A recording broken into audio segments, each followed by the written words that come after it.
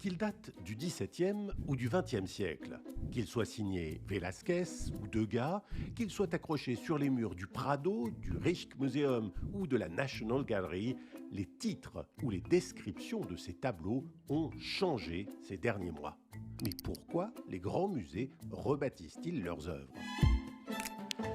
Le dernier en date à avoir lancé une grande campagne de révision des titres et des cartels, c'est le Musée national du Prado à Madrid. Au total, 1800 cartouches ont été revues ces derniers mois. On y a supprimé les mots nanisme, infirme ou obèse. On ne nomme plus les portraits féminins comme l'épouse d'un tel, mais on présente le sujet sous son propre nom. Le langage se veut donc plus inclusif et moins sexiste.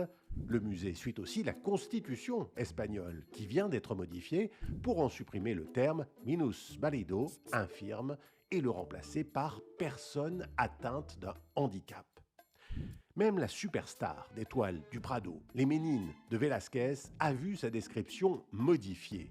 Le cartouche ne parle plus des deux personnages de droite comme des nains, mais indique qu'il souffrait probablement d'achondroplasie.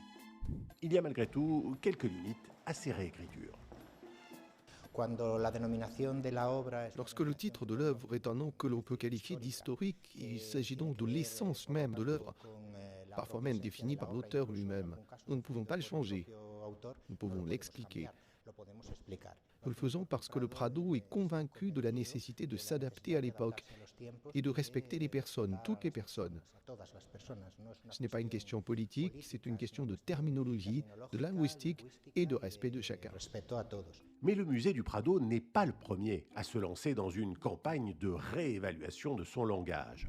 Le fameux Rijksmuseum d'Amsterdam a entamé sa mue en 2015. Il a banni 23 mots du vocabulaire de ses titres et cartels.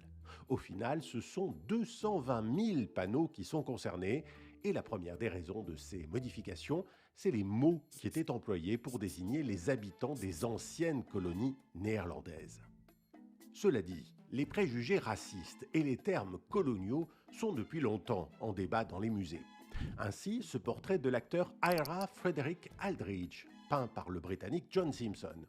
À sa création, en 1827, il est présenté sous le nom de « Tête d'un noir ». Puis, en 1853, il est retitré « Le Nègre ». Transféré à la Tate Gallery en 1919, il devient « Head of Man », tête d'homme, suivi du nom de l'acteur. Le musée du Louvre n'échappe pas à ce débat. Ce célèbre tableau de Marie-Guillemine Benoît a été titré tour à tour « Portrait d'une négresse », puis « Portrait d'une femme noire » et enfin « Portrait de Madeleine ».